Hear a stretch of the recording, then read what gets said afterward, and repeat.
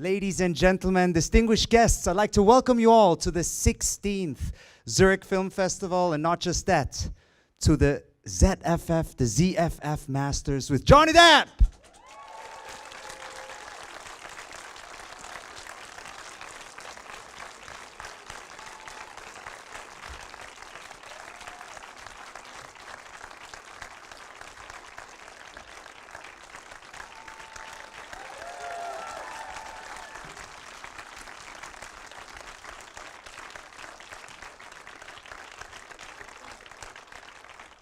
Johnny, welcome. Pleasure to have you here. Please take a seat to my left. See over there. Your microphone is here. Welcome back to Zurich. You've been here several times. You were here 2 years ago.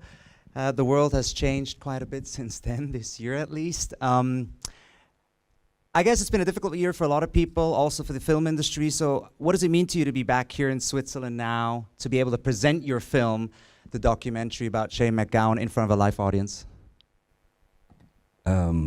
It's hi, by the way. Hi, everybody. It's kind of it's very surreal because to present a film about someone that that you've known for a very long time and that you have love for, that is and respect for. I mean, Shane is to me one of the great poets of certainly the 20th century, 21st century. He's in a unique place in history, I believe. But he's someone that I've known. And from the first second that I met him, I was sure, and everyone around him was sure, that he would be dead within a week. He's not dead. It's been 30 years. He's not dead. He's tough. So the great gift of presenting this, essentially this sort of love letter to an old friend is makes it all the more touching, warming, that people are responding so well to the film, and seeing this man for the first time in the reality, you know, it's something very special for all of us. Absolutely. I got to see the movie, and I didn't know Shane that well, so we'll be talking about the film. But I'd love to welcome as well Victoria. Shane's wife is here with us, so a big round of Swiss applause for Victoria.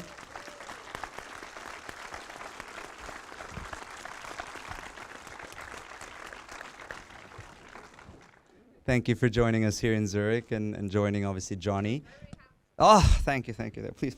This man is the good-looking man. Thank you so much. He's a very handsome man. No, please. I said Johnny is in a league of his own. He's in a league of his own. Because I'm 2,000 years old.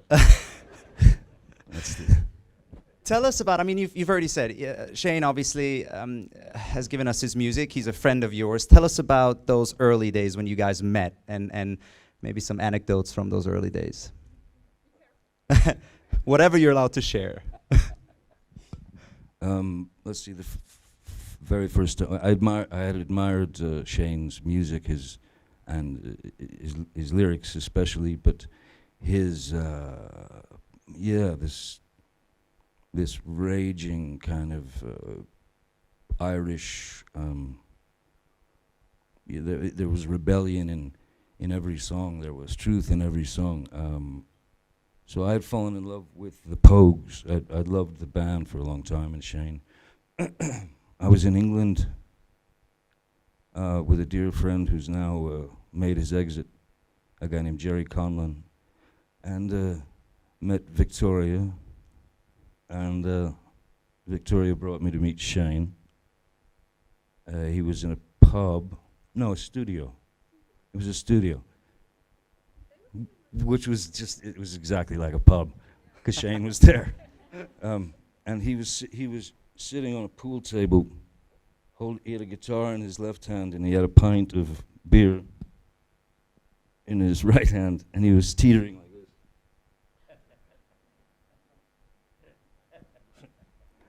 So he was sort of doing this very slow metronome thing, and Victoria introduced us, and he's like,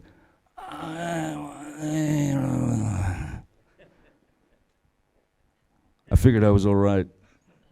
And then, so I guess for the first few days, I didn't understand a word he said to me. But then I got used to it. And it wasn't just the accent.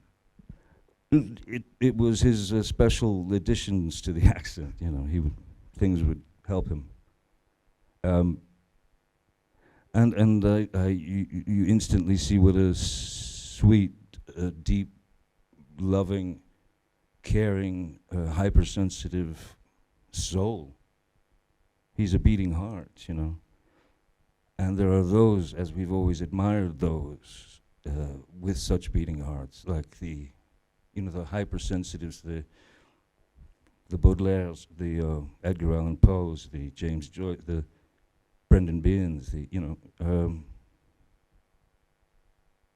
he has medicated himself since he was probably 6 or 5 or something, you know. It's, I think for some, life is just a little too much. It burns when it hits you, you know. I think he's one of those.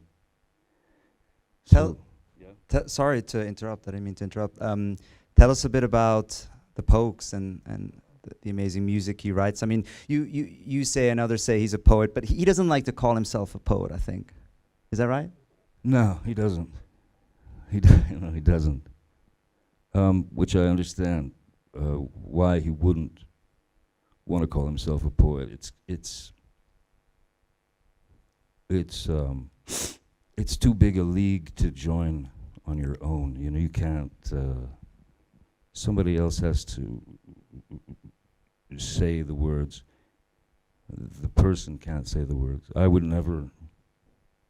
When people, you know. I mean, I guess I'm an actor, but that doesn't in any way, shape or form make me, to me, an artist, you know. I aspire to be an artist. I aspire to make interesting things. So you approach everything. I approach everything with, I suppose, the eye of an artist, or the. But I wouldn't call myself an artist. What Shane's accomplished with his lyrics, with his words, with his intent, he's served a few generations and generations to come with his music. He's given us a whole lot more than just the music. Yeah, I understand why he doesn't call himself a poet, but sorry to tell him he is. You know, he's a poet. You also performed, I think, on his first solo album and directed one of his videos, and there's a fun story to that. How did that come about? Which fun story? or it was like a last minute thing. He asked you to direct it. Could you direct it like on Monday, or what was it? It was like. Yeah.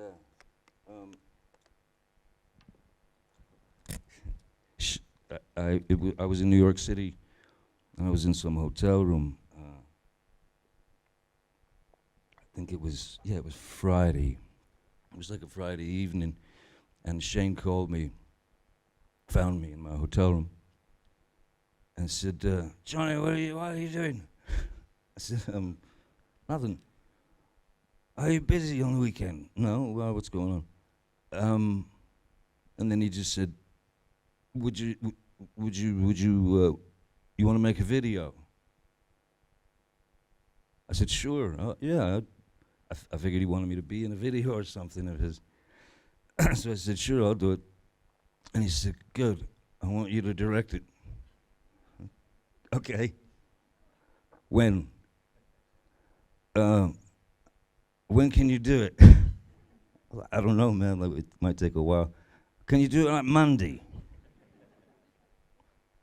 Sure. So yeah, I hustled and I made a few calls and I got together a small crew and sort of started messing around with the idea of some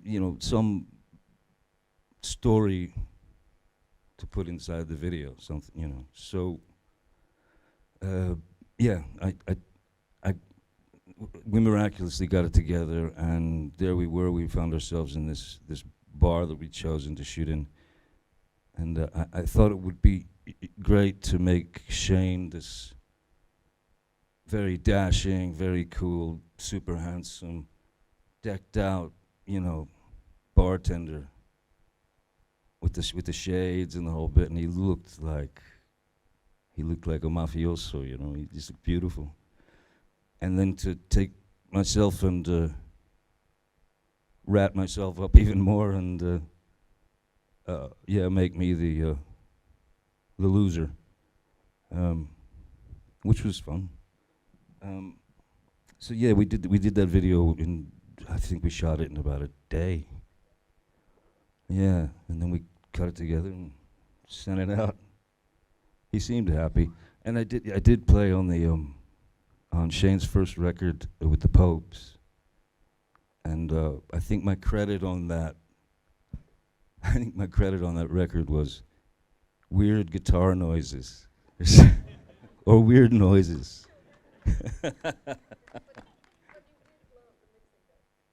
That's true. I did. Shane was making that album, and we were all drinking a little bit. We were all drinking a lot. I had a bottle of wine in my hand, and we were listening to playback of one of the tracks, and I was leaning on the desk, the mixing board, and this bottle of wine just went and shattered all over this mixing board, and it made the most horrendous noise. And Shane goes, "What was that? Did you get it? That was great. What was that?" That was the sound of you getting about 10 days off from the studio. So yeah, I screwed them over and broke their mixing board, and they couldn't record for a while. I tried to forget that. I still haven't. Yeah, it's not going away. Let's talk about the documentary, Crock of Gold, A Few Rounds with Shane MacGowan. Was this an idea that you've had for a while to do this? How did the project come about, and was it easy to convince Shane to do it? No. It was not easy to convince Shane to do it. It's not easy to convince Shane to do anything, except have a drink with you. Even that's not easy sometimes. It came. How was it born? I mean, it's the 60th. Yeah, the 60th birthday. And Johnny came over to play, and it was so good, like the concert, that we thought it should be a film because so many people couldn't get in. Like it was a small venue, right? So Yeah. we thought maybe we should make a film, and then it was actually me who said to me, "Do you want to do it?" And what did Shane say? He was like, "Yeah." Well, see, the good news is, if I had brought it up, Shane would have gone, fuck off, fuck off, fuck off. If Victoria brings it up, yeah, we'll see. Yeah. I think he thought it'd be a bit of fun, maybe not. And it wasn't. No, it was fun. But then it was quite that's- unpredictable, right? I heard that it wasn't. I mean, it was not like Shane, we're shooting tomorrow, 8 a.m. Let's go, right? It was nothing like that. I don't think it'll ever be like that. I don't. With Shane, Shane did a cameo in this film I did, The Libertine, many years ago, and we dressed him like sort of with this cape and this wonderful costume, and he's singing some ballad he was on time for that. He was on time. He was on time. Like he's actually likes the idea of being a gangster and He's We could still make it work. No, I know someone that can I'll, maybe make it happen. I don't know. oh man, Shane would be. I mean, it would be amazing. But yeah, that was when I mean, when we did the 60th birthday in Dublin, and all these people came from all over the world to pay their respects to Shane, to be there for this very special night with the President of Ireland, basically acknowledging Shane as he's a national treasure, which he is. I think the next move is to get a big statue for him. We need a big bronze statue in Tipperary or Dublin. Make it a huge one in Dublin. But I think Bono was performing, right? And a whole, I mean, Yeah. Bono, amongst others. Bono played, Nick Cave, Bobby Gillespie, Sinead. Sinead was amazing. God, there were so many people. I mean, a lot of the there's a wonderful. It was an incredible band. I got to play guitar on what was it? Was it Rainy Night in Soho? On Rainy Night in Soho with and Bono sang. Yeah, it was nice. It was a very so. She's right. That really did instigate them. Yeah. He was visually touched by that whole thing. It was that's overload, man. Yeah.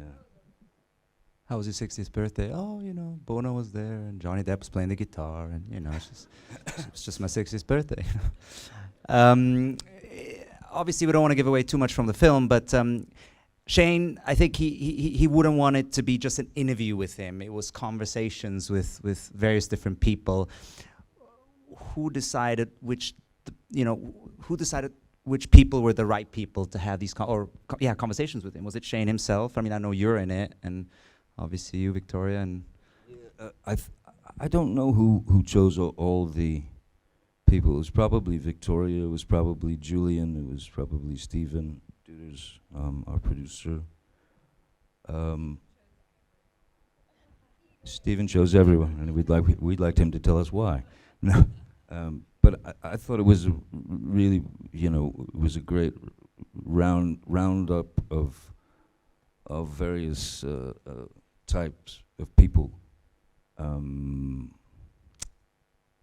It was widespread. I mean, it was sort of the traditional kind of Irish to this wonderful punk side, and everybody sort of represented their, I suppose their place in Shane's life or Shane's place in their life. Everybody took it very well. I'm lucky. I was very lucky because, probably because Shane just feels sorry for me now. No, but I was very lucky in that I am well aware of what it's like, so the difference between an interview and a conversation. An interview is essentially someone asking you questions that they don't care about the answer. And a conversation, you feed off one another. So if anyone had ever mentioned the word interview to Shane, he would have been out of that room so fast that it would have made people fall over. Yeah, no interviews. It was just conversation, and also letting him be silent. There are a lot of moments of silence that in the film, on Shane's part, that where it speaks volumes. The silence becomes more important than the words, because you see this. Well, you see his heart. You see that man. You see that special thing that that I've been able to call a friend for 30 years, you know. Yeah. I said Julian. I said Julian. That Julian maybe chose the one thing, yeah, no, I mean, Julian Temple came in with fire, man.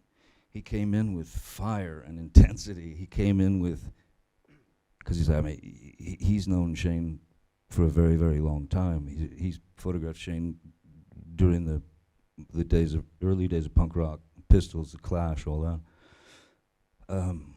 And so Julian had done the Rock and Roll Swindle and all that. So when he came into this, it was like he was yeah, man. He already had these very strong sort of ideas and visions were coming to him, and ultimately Shane's there's no, even the conversations, you know, not interviews, but conversations, it's about capturing, you know, it's really about capturing those moments, and which requires a lot of patience, especially if sometimes Shane doesn't feel like giving you a moment. But what I think the way Julian moved the film forward and moved Shane's story forward was really realizing what an Irish, it is the true story of a great sort of Irishman. So it's, the film itself has this deeply connected, yeah, there's connective tissue to Ireland, and it's a very Irish film, I think. Absolutely. I mean, not only did I learn so much about Shane's life and the Pokes, but I learned a lot about Irish culture and history, and I usually consider myself knowledgeable about history, but I learned so much, so it was really interesting. Julian Temple, by the way, is the director of this fantastic film. One, I guess, final question on the film is, what was Shane's reaction in the end when he saw it? Was he... You're laughing. I'm not going to say a word. Victoria's laughing. Victoria. No. I'm sure he just went, You know, like... bollocks! He thought it was interesting? No. It's always But nice. he found it interesting. Entertaining. Is that Was there any emotion whatsoever? Not much. Yeah. Oh, yeah. No, there's there's incredible amount of footage that's never been seen before. Yeah, fantastic. Jerry, yeah. She said she said that when Shane saw my name on the, what was it? Shane saw my name on the, in the credits or whatever. And what did he say? He said he got what? he was beaming happy. That's just because he was probably thinking of about 10 things to insult me with later. One of the best things anyone's ever said to me. We Steve and Gina, we all flew into where was it? Copenhagen for Shane and Victoria's wedding, and we arrived there, and as we make our way up to Shane and Victoria, Shane just looks at me and he goes, "You look like a fucking pimp."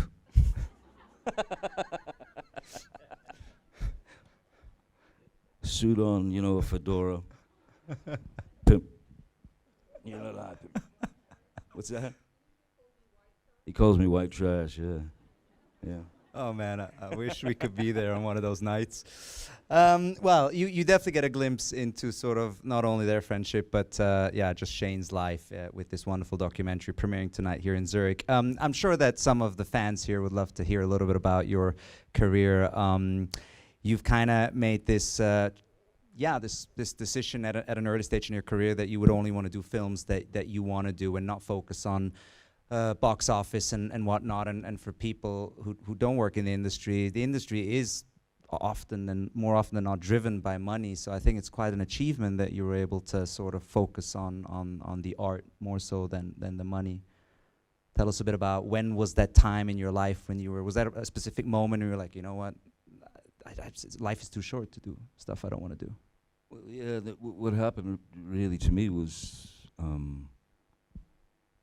having been a musician for, since the age of 12, and I mean, crazy, started playing nightclubs at 13 and was playing them regularly at the age of 15, dropped out of school, worked various jobs, all that. But I think, like,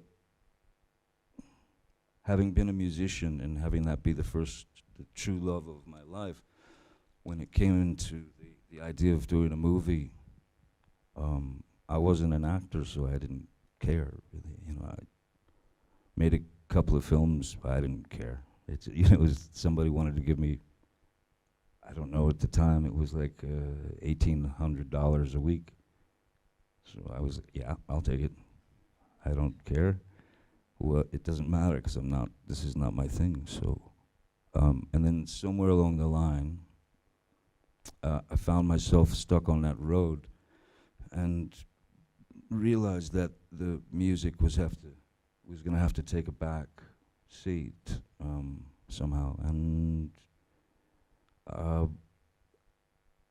as I started as a musician, playing, writing, whatever,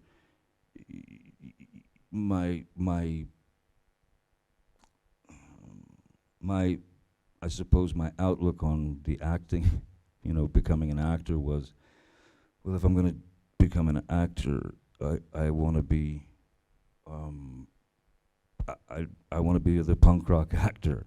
I don't want to do, I don't want to do these formulaic, plodding, 3-act structure, character arcs, and motivations. And I thought I'm gonna do the things that I want to do. And more so after I got off the television series, that was really the impetus for me to say, okay, no more. I don't want to be poster boy. So that was really, Crybaby was like taking my first step on this imaginary, this road that I had in my head. Crybaby was the first step. Edward Scissorhands was the second step, which put me on a sort of a foundation, if you will, establishing kind of the direction I was going. My agents didn't like it, but I did. And the more I got used to the process, the more I got interested in the process, the more I got more interested in trying to do things that were, well, maybe not so done. I could try to approach characters from a different angle, and also, understand that whatever I do every time out of the gate, that you sort of have to be,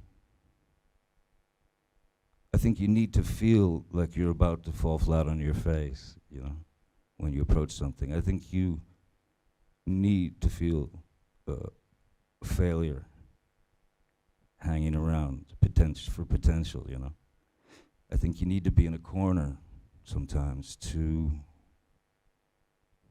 fight your way out and sort of find the things that you want to do, as opposed to what the studio wants you to do, in terms of the approach to the character or whatever. is it hard to find good stuff just because the industry is so money driven, and more often than not the script's not even that important? It's just always about who's the director and the actor and how good was his last film, how much did it gross. Has it been easy for you in your career to find good scripts, or has it been hard at times? No, I mean, there are great scripts out there. There are great scripts out there from really terrific, very, very talented writers that just don't happen to be known. So nobody in agencies or production companies are jumping at these scripts. Everyone is, the studio system obviously is very, it's in an interesting flux right now because of the COVID and all. But you know, the studios, when they dictate what they want as a final product, to me that was a ridiculous. It's a ridiculous thing to think of a result before you've taken your first step on the journey. You know. So on my journey, for example, on Pirates with Disney, from the very first second that they saw me, they were scared to death. They were nervous, you know.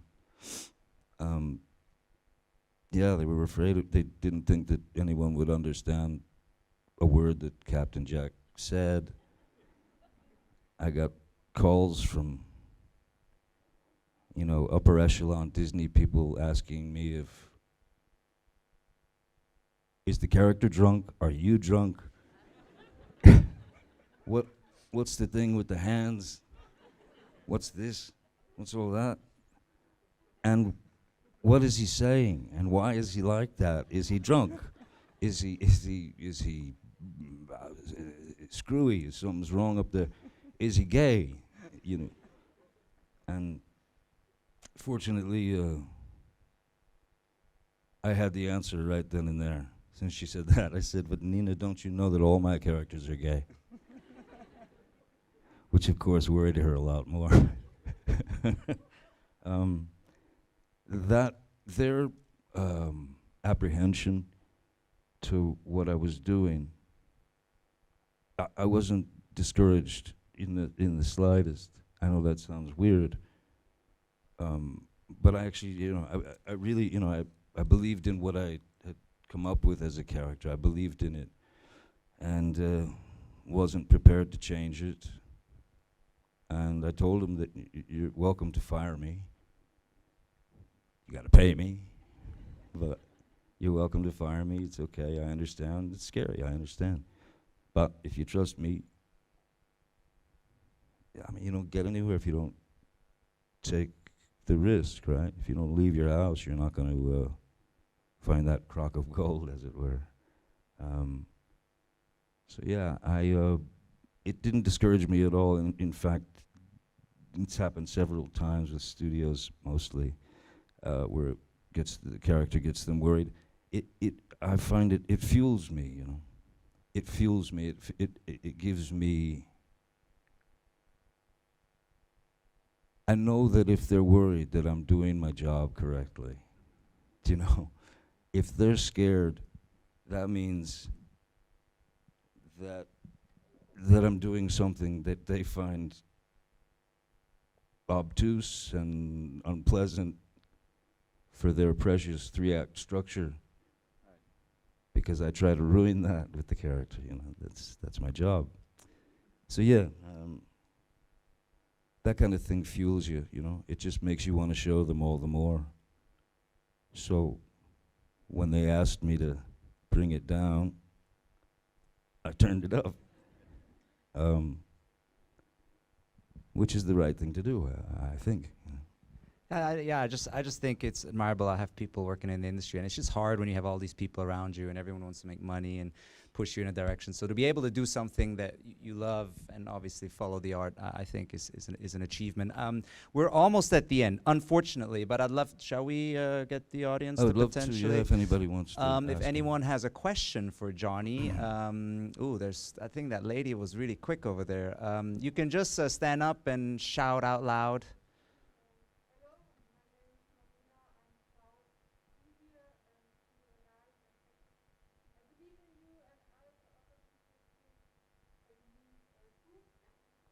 Thank you so much.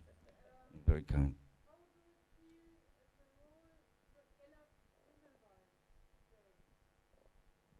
Oh, it felt, I mean, it felt, um, it felt beautiful, really. There's a, Grindelwald to me is almost like like a very, like some very thin, fragile, uh, uh, piece of, like crystal. Um, so there's this element to his speech that's I liked the idea of him speaking like that sound of when you tap a wine glass, that ding. I wanted him to have this kind of strange sort of elegance in his speech pattern, and also somewhat almost like a television evangelist. They speak in certain rhythms to draw you in. Politicians and people of that ilk have been doing it for thousands of years. Um,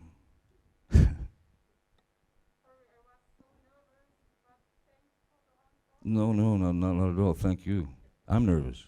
Thank you. Now I'm nervous. No, thank you so much.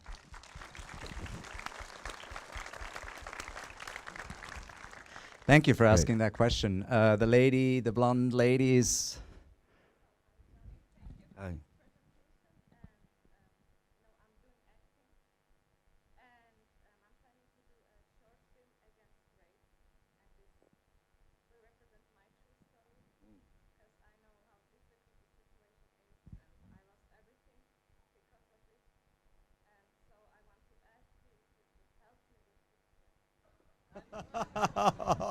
Wow, I thought that was ballsy. It was even more ballsy. That's great. What can I do? Sure.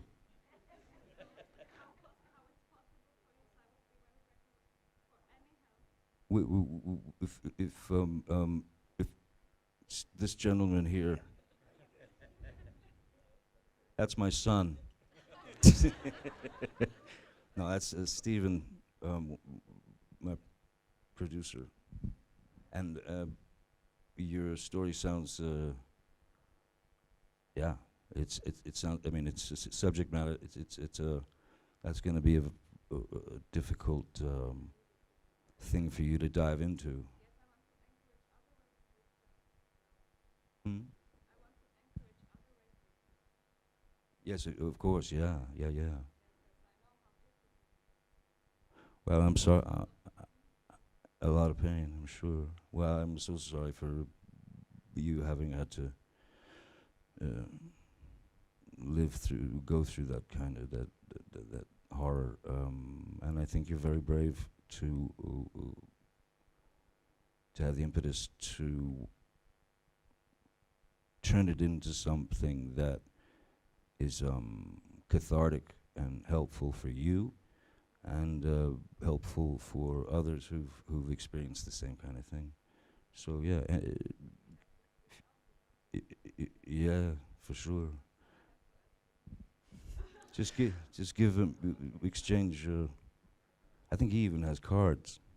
But only He's you, pretty- okay? You can't he's hand out cards professional. to everyone here. Okay? Johnny can't help everyone as much as he would like to. Yeah, there was a I gentleman can over barely there. help myself. There's a final question. Hey man, hi.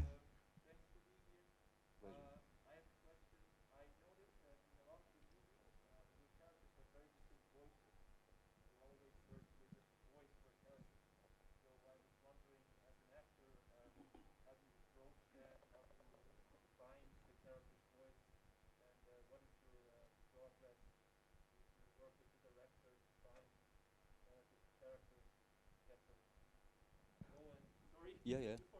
It's all right.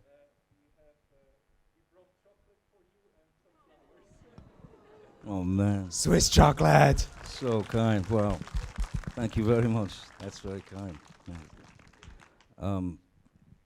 Thank you. With the voices, yeah, the sound, yeah, the sound that comes out of the character is, it depends on, uh, it depends on, in a way, the ingredients that you choose for this, whatever you're cooking. That is the character, you know.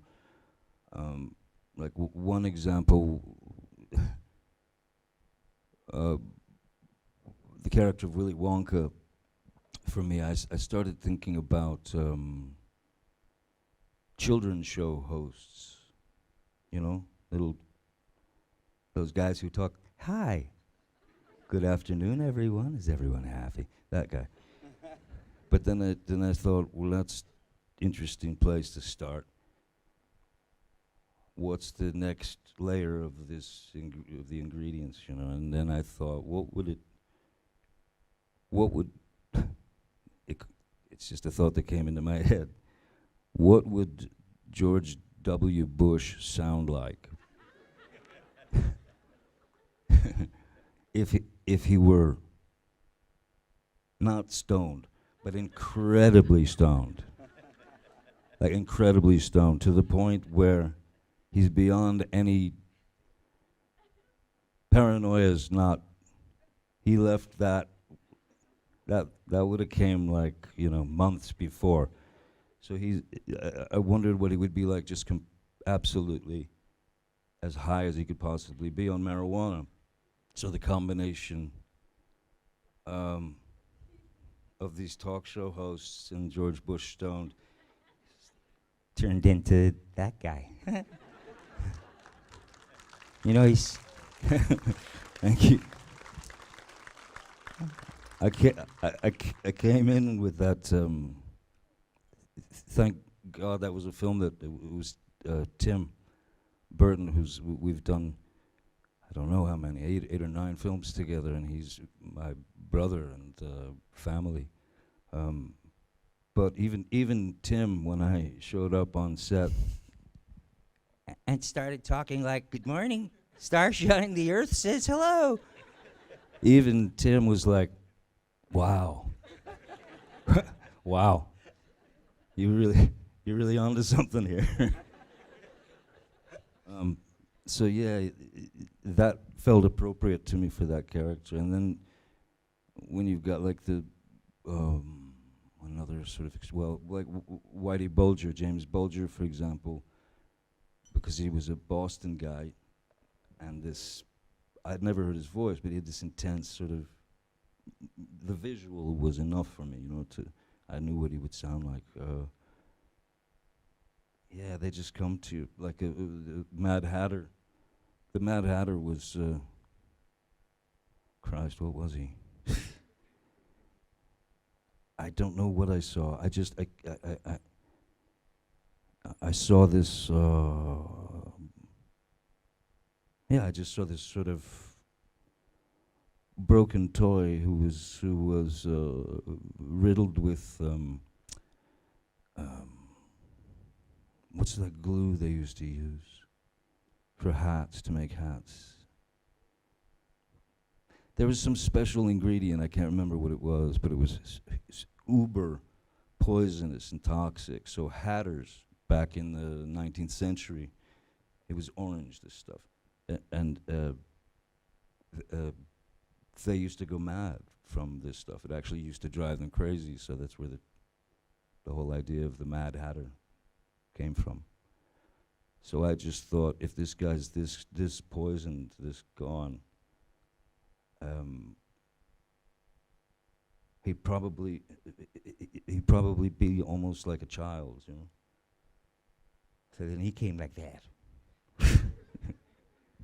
like a little bratty child. Yeah, I don't know. I should be fired. Well, I was, so. Thank you so much for Thanks, man. that great question. And Johnny, thank you so much for taking the time. It's been really nice to get to know you, Oh, and pleasure. Thank you. looking at everything that goes on in your life. It's so nice to see that you're so down to earth and taking the time to talk to us here in Zurich. So I hope you're going to enjoy this 16th Zurich Film Festival with your new film. Thank you. I'm so happy to be here. Thank you for Johnny having Depp, me. everyone. Thank you.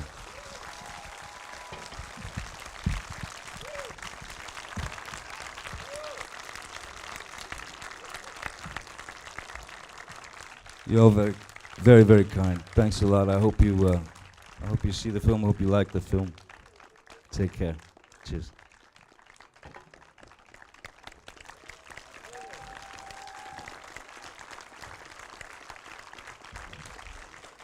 Please remain seated, or at least let Johnny walk out. Thank you so much. Thank you for coming.